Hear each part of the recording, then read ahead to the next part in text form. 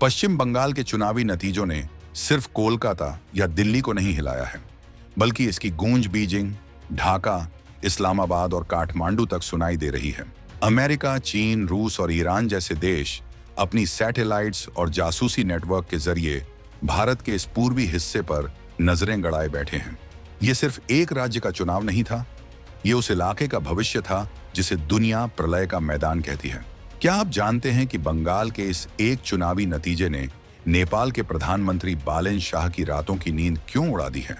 और आखिर क्यों चीन अपने सिगार के कश खींचते हुए इस नक्शे को घूर रहा है? जवाब इस 22 किलोमीटर चौड़ी उस पतली सी पट्टी में छिपा है जिसे हम चिकन नेक कहते हैं। आज बात सिर्फ सत्ता की नहीं है, बात उस 91 लाख के आंकड़े की है जिसने पड़ोसियों के पसीने छुड़ा दिए हैं। पश्चिम बंगाल में भारतीय जनता पार्टी की इस प्रचंड जीत ने पूरे दक्षिण एशिया का नक्शा और समीकरण दोनों बदल दिए हैं।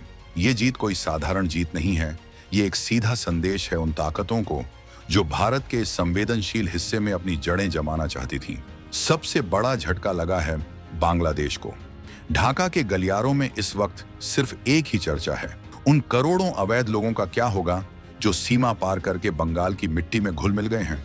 सरकारी आंकड़ों की माने तो 91 लाख ऐसे नाम वोटर लिस्ट से हटाए जा चुके हैं जो संदेहास्पद थे, और अभी भी लाखों लोग बंगाल के अलग अलग हिस्सों में रह रहे हैं। अब बांग्लादेश को डर है कि मोदी सरकार की ये नई ताकत उन्हें सीमा पार वापस भेजने में जरा भी संकोच नहीं करेगी।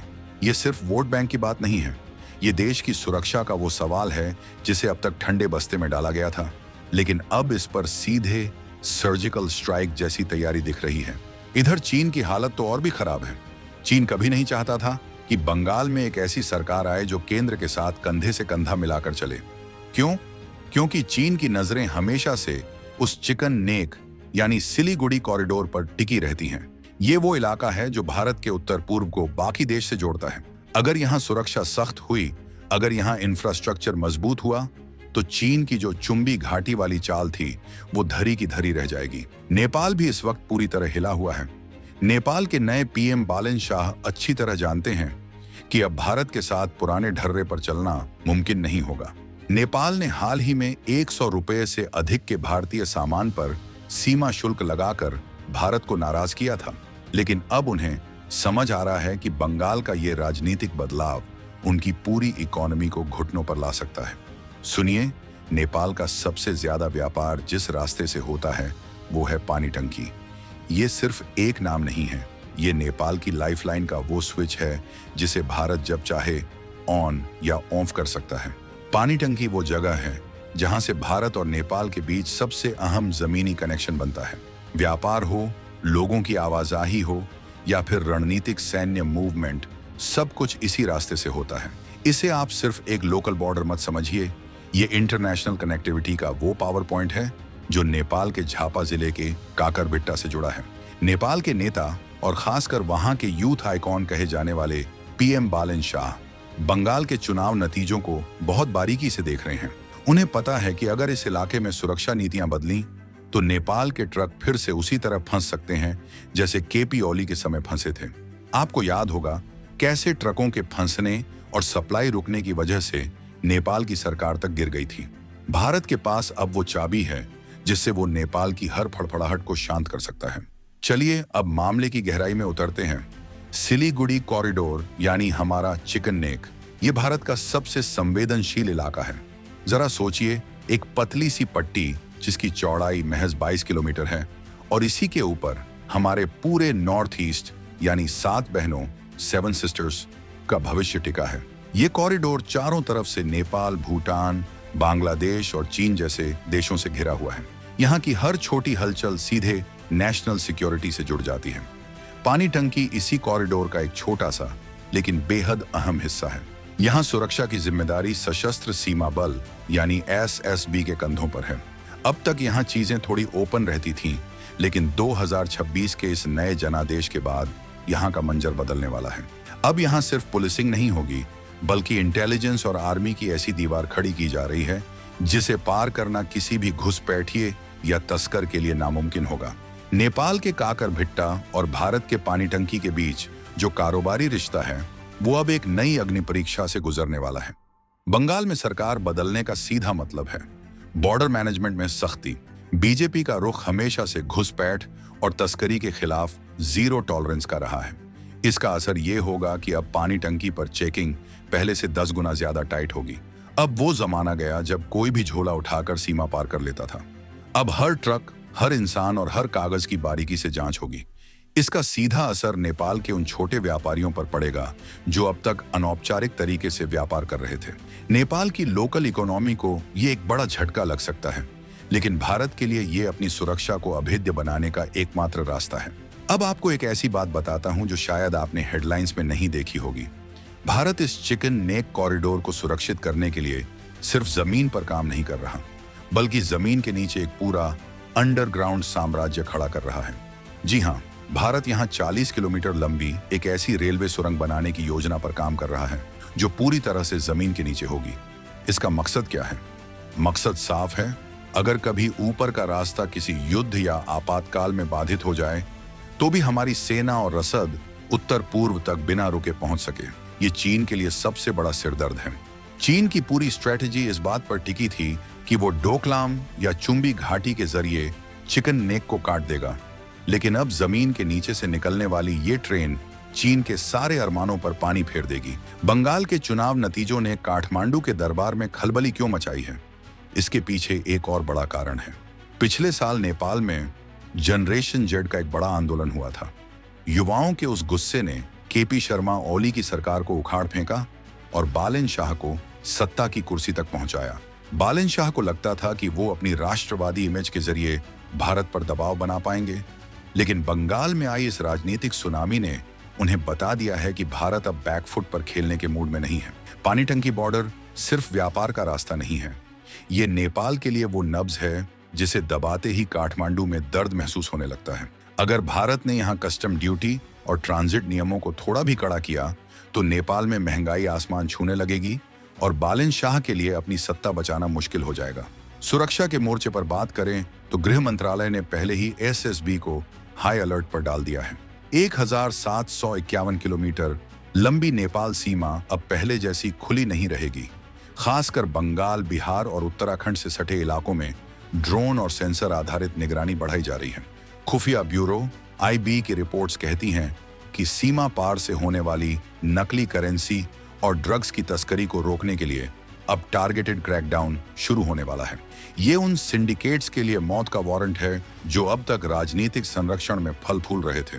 अब जब बंगाल में प्रशासन का चेहरा बदल गया है तो इन तस्करों को भागने की जगह नहीं मिलेगी।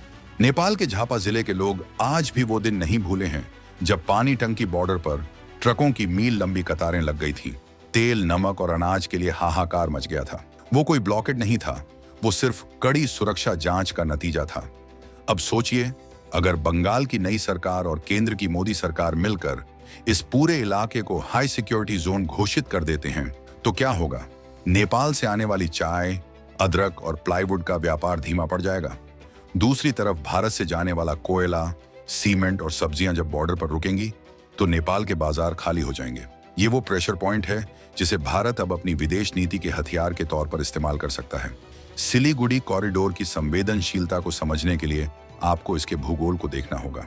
एक तरफ नेपाल है, दूसरी तरफ बांग्लादेश और सिर पर चीन बैठा है। ये इलाका भारत के लिए वैसा ही है जैसे इंसान के शरीर में गला होता है। अगर गला दब गया तो पूरा शरीर बेजान हो जाएगा। इसीलिए भारत ने अब यहाँ स्मार्ट बॉर्डर का कॉन्सेप्ट लागू करने का फैसला किया है। अब यहाँ सिर्फ दीवारें नहीं होंगी बल्कि डॉक्यूमेंटेड मूवमेंट होगा। हर वो इंसान जो सीमा पार करेगा उसका डेटा डिजिटल रूप से दर्ज होगा। ये उन लोगों के लिए बहुत बुरी खबर है जो पहचान बदलकर भारत में घुस जाते थे। 91 लाख संदिग्धों की पहचान तो बस शुरुआत है, असली सफाई तो अब शुरू होगी।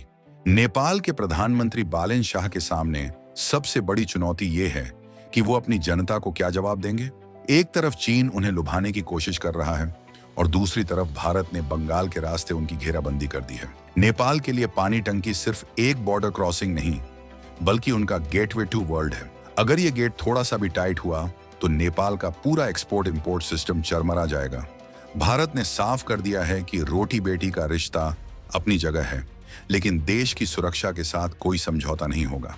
सिलीगुड़ी कॉरिडोर में बढ़ता इंफ्रास्ट्रक्चर और सेना की मौजूदगी ये बता रही है कि भारत अब इस इलाके को किसी भी कीमत पर कमजोर नहीं रहने देगा।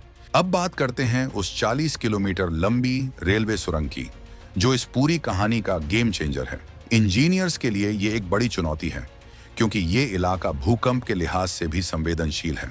लेकिन भारत की जिद है कि चिकन नेक को हर हाल में सुरक्षित करना है। ये सुरंग सिर्फ ट्रेन चलाने के लिए नहीं है, ये एक मैसेज है बीजिंग को कि तुम्हारी मिसाइलें हमारे ऊपर के रास्तों को शायद निशाना बना लें, लेकिन जमीन के सीने को चीर कर निकलने वाली हमारी ताकत को तुम नहीं रोक पाओगे। ये प्रोजेक्ट जैसे जैसे आगे बढ़ेगा, वैसे वैसे सिलीगुड़ी की अहमियत और ज्यादा बढ़ जाएगी।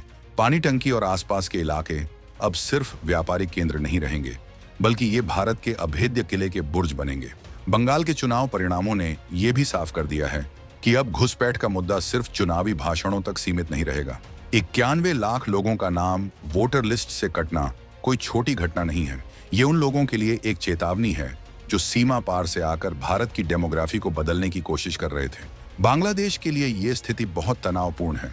अगर ये लोग वापस भेजे जाते हैं तो बांग्लादेश की अर्थव्यवस्था पर भारी बोझ पड़ेगा। लेकिन भारत का तर्क सीधा है, हमारा संसाधन हमारे नागरिकों के लिए है। बंगाल की इस नई राजनीतिक दिशा ने केंद्र सरकार के हाथ मजबूत कर दिए हैं कि वो बॉर्डर पर वो फैसले ले सके जो पिछले 70 सालों से अटके हुए थे। नेपाल के संदर्भ में एक और पहलू है रोजगार। लाखों नेपाली नागरिक भारत में काम करते हैं और अपने घर पैसे भेजते हैं। अगर बॉर्डर पर वेरिफिकेशन और रजिस्ट्रेशन खड़ा होता है तो इसका असर इन कामगारों पर भी पड़ेगा। भारत अब सिलेक्टिव सिक्योरिटी की तरफ बढ़ रहा है, यानी जो लोग वैध हैं उन्हें डरने की जरूरत नहीं, लेकिन जो संदिग्ध हैं उनके लिए अब भारत की जमीन पर कोई जगह नहीं होगी। पानी टंकी पर लगने वाला हर नया सीसीटीवी कैमरा और हर नया एसएसबी चेक पोस्ट नेपाल के सत्ता के गलियारों में हलचल पैदा कर रहा है। क्या आपको लगता है कि ये सब सिर्फ एक इत्तेफाक है? बिल्कुल नहीं, ये एक सोची समझी रणनीति का हिस्सा है। भारत ने पिछले कुछ वर्षों में अपनी सीमाओं पर जो इंफ्रास्ट्रक्चर खड़ा किया है वो दुनिया के लिए मिसाल है। लेकिन बंगाल का इलाका हमेशा से एक राजनीतिक पेच बना हुआ था। अब जब वो पेच सुलझ गया है तो चिकन नेक की सुरक्षा को लेकर जो मास्टर प्लान फाइलों में दबा था उसे बाहर निकाल लिया गया है। NH 327 और एशियन हाईवे 2 का अपग्रेडेशन इसी प्लान का हिस्सा है। ये सड़कें सिर्फ गाड़ियां चलाने के लिए नहीं, बल्कि जरूरत पड़ने पर टैंकों और भारी आर्टिलरी की तेज मूवमेंट के लिए बनाई गई है। बालन शाह की चिंता का एक और बड़ा कारण है नेपाल के भीतर बढ़ती भारतीय प्रभाव की मांग। नेपाल का एक बड़ा हिस्सा आज भी मानता है कि भारत के साथ अच्छे रिश्ते ही उनकी तरक्की की कुंजी है। बंगाल में बीजेपी की जीत ने नेपाल के उन गुटों को भी उत्साहित कर दिया है जो भारत के साथ और करीबी रिश्ते चाहते हैं। ये बालन शाह के लिए आंतरिक राजनीतिक चुनौती भी है। अगर वो भारत के प्रति ज्यादा सख्त होते हैं तो उन्हें अपने ही देश में विरोध का सामना करना पड़ सकता है, जैसा केपी ओली के साथ हुआ था। इस पूरी कहानी का क्लाइमैक्स अभी बाकी है। सिलीगुड़ी कॉरिडोर में बन रही वो अंडरग्राउंड रेलवे सुरंग और पानी टंकी पर बढ़ती सुरक्षा की परतें सिर्फ शुरुआत हैं। आने वाले महीनों में आप देखेंगे कि कैसे भारत अपनी इस स्ट्रैटेजिक लाइफलाइन को दुनिया के सबसे सुरक्षित इलाकों में बदल देता है। चीन देखता रह जाएगा, बांग्लादेश सोचता रह जाएगा और नेपाल को यह समझ आ जाएगा कि भारत के साथ दोस्ती में ही उसकी भलाई है। ये 2026 है और भारत अब अपनी सीमाओं की लकीरें खुद खींच रहा है, किसी के दबाव में आकर नहीं। जब ये 40 किलोमीटर की सुरंग बनकर तैयार होगी और जब पानी टंकी बॉर्डर पूरी तरह से स्मार्ट कंट्रोल में आ जाएगा, तब नेपाल और चीन की क्या हालत होगी। भारत ने अपनी एक्ट ईस्ट नीति को अब सिक्योर ईस्ट नीति में बदल दिया है। ये उन ताकतों के लिए अंतिम चेतावनी है जो भारत के पूर्वी हिस्से को कमजोर समझती थी। बंगाल का चुनावी नतीजा सिर्फ एक वोटिंग का परिणाम नहीं है, ये भारत के उस अटूट संकल्प का प्रमाण है जिसे अब कोई भी चुनौती नहीं दे पाएगा। अब सवाल ये उठता है कि क्या बालन शाह अपनी कूटनीति को सुधारेंगे?